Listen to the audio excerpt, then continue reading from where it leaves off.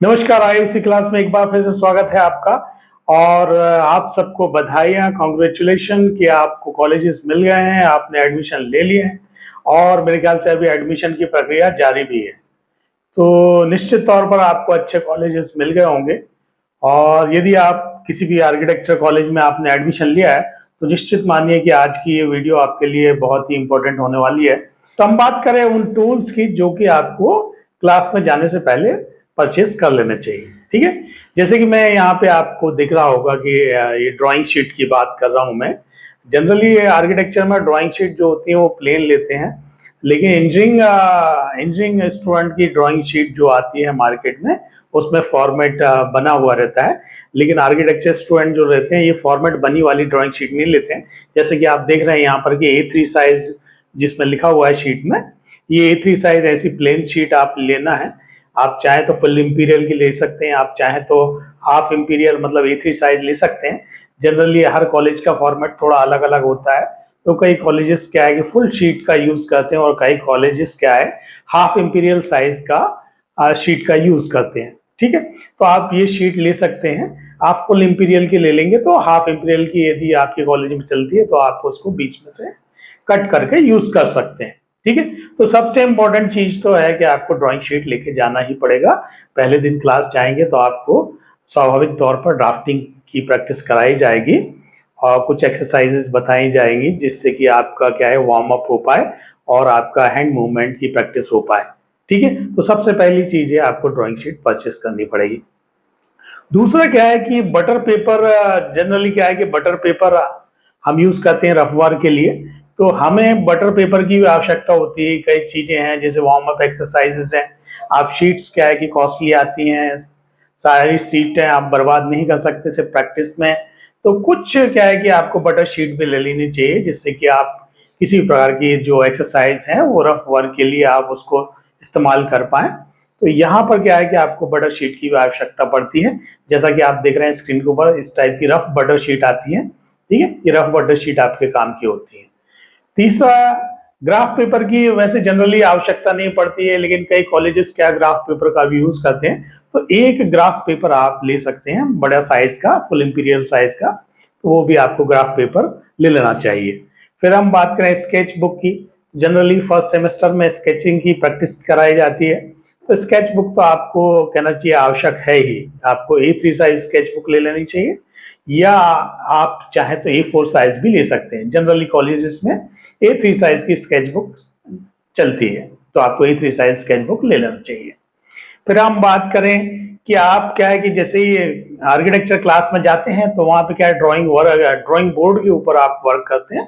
तो drawing board क्या है कि काफी मैले हुए रहते हैं या कई प्रकार की समस्या रहती है। तो हम क्या है कि सबसे पहला काम क्या करते हैं, अपने ड्राइंग बोर्ड पर बैकिंग शीट लगाते हैं। तो आप ब्राउन पेपर ले सकते हैं, बैकिंग शीट की तरह उसका यूज कर सकते हैं। तो आपको एक बैकिंग पेपर भी लेना चाहिए, चाहे तो आप ब्राउन शीट ले सकते हैं या दूसरे कलर की शीट भी आप मार्केट से ले सकते हैं, डिपेंड करता है आपके ऊपर। ठीक है, तो एक बैकिंग शीट की आपको आवश्यकता पड़ती है। फिर हम बात करें कि आपको मास्किंग टेप ले लेना चाहिए, सेलो टेप ले लेना चाहिए। सेलो टेप जनरली क्या प्लास्टिक फॉर्म में आते हैं और मास्किंग जो आती है पेपर टेप आते हैं वो आप ले सकते हैं। ठीक है, शीट को क्या है कि बोर्ड के ऊपर फिक्स करने के लिए हम क्या है मास्किंग का या सेलो टेप का इस्तेमाल करते हैं और कई बार ड्राइंग पेन्स का भी इस्तेमाल करते हैं। लेकिन ड्राफ्टिंग में हम जनरली आर्किटेक्चर स्टूडेंट क्या मास्किंग और सेलो टेप का इस्तेमाल करते हैं। तो आपको ये सेलो टेप और मास्किंग भी परचेज कर लेनी चाहिए। फिर हम बात करें कि ड्राइंग पेन्स ले सकते हैं आप। कई बार क्या है कि हम प्रेजेंटेशन देते हैं, हर कॉलेज में क्या रहता है कि एक बोर्ड होता है जिसके ऊपर क्या है कि आप जो भी वर्क करते हैं उसको पिन अप किया जाता है। तो कुछ पिन्स कहना चाहिए, एक पिन का पैकेट भी आपको लेना चाहिए ड्राइंग पिन का। ठीक है, जो कि आपको काम आएगा। ठीक है, फिर हम बात करेंगे पेंसिल कौन सी हमें लेना चाहिए। तो पेंसिल क्या है कि जनरली हम जो आर्किटेक्चर स्टूडेंट होते हैं वो बी ग्रेड की पेंसिल यूज करते हैं, लेकिन कई बार क्या है कि हमें HB और H ग्रेड की पेंसिल की आवश्यकता पड़ती है। ठीक है, तो वो आप देखेंगे क्लासेस चलेंगी जब आपको समझ में आएगा कि H पेंसिल हम कब इस्तेमाल करते हैं, HB कब करते हैं और B ग्रेड की पेंसिल कब हम इस्तेमाल करते हैं। ठीक है, जनरली आपको B ग्रेड की पेंसिल ले लेनी चाहिए। ठीक है, ऐसे ही हम बात करें कि आपको इरेजर ले लेनी चाहिए। नॉन डस्ट इरेजर ले सकते हैं आप। ठीक है। कलर पेंसिल ले सकते हैं। कलर पेंसिल में यहाँ मैं स्टेडलर की बात कर रहा हूँ। कलर पेंसिल ऐसी है ये कि वाटर कलर पेंसिल है। लूना की आप ले सकते हैं, थोड़ी सी कॉस्टली आती है, लेकिन कहना चाहिए एक सेट आपको पूरे 5 इयर्स काम आ सकता है। ठीक है, तो आप स्टेडलर भी ले सकते हैं। और बात करें कि इसके अलावा हमारा जो नेसेसरी टूल्स हैं, कि ड्राफ्टिंग टूल्स की बात करें तो आपको टी स्केल लेना पड़ता है। आर्किटेक्चर स्टूडेंट जनरली जो ड्राफ्टिंग करते हैं वो टी स्केल की सहायता से करते हैं। ठीक है, तो आपको टी स्केल लेना पड़ेगा। आपको कहना चाहिए ड्राफ्टिंग टूल्स में सेट स्क्वायर लेना पड़ेगा। सेट स्क्वायर आपके दो प्रकार के आते हैं, 30-60 डिग्री का आता है और एक 90 डिग्री का आता है। या आप चाहें तो एक एडजस्टेबल सेट स्क्वायर भी ले सकते हैं, जिसमें सारे एंगल से आप लाइन कहना चाहिए बना सकते हैं। ठीक है, फिर हम बात करें कि आपके पास डिवाइडर, प्रोटेक्टर, कंपास, ये सारी चीजें भी होनी चाहिए। ये सपोर्टिंग टूल्स हैं जब आपकी ड्राफ्टिंग करते हैं आप क्लास में, तो ये सारी चीजों की आपको आवश्यकता पड़ती है। फ्रेंच कर्व हो सकता है, फ्रेंच कर्व लें आप, सर्कल मास्टर भी ले लें। ठीक है, ये सारे टूल्स आपको आवश्यकता पड़ेगी। यदि फर्स्ट सेमेस्टर में मान लो बाई चांस नहीं पढ़ते हैं, तो ये 5 ईयर प्लान में आपको ये सारे टूल्स की आवश्यकता पड़ेगी। ठीक है, तो और बात करें तो और यदि आप लेना चाहें तो अपने लिए, ये आपकी रिक्वायरमेंट के ऊपर डिपेंड करता है कि यदि आपके पास ड्राइंग टेबल नहीं है घर में, तो आप चाहें तो ड्राइंग बोर्ड ले सकते हैं, विदाउट स्टैंड वाला भी, और चाहे तो ड्राइंग विथ स्टैंड भी ले सकते हैं। ठीक है, तो विथ स्टैंड लें तो क्या है कि आप उसको स्टडी टेबल की तरह भी यूज कर पाएंगे और ड्राइंग बनाने में आपको कहना चाहिए थोड़ी सी सहूलियत होगी। तो आप ड्राइंग बोर्ड ले सकते हैं।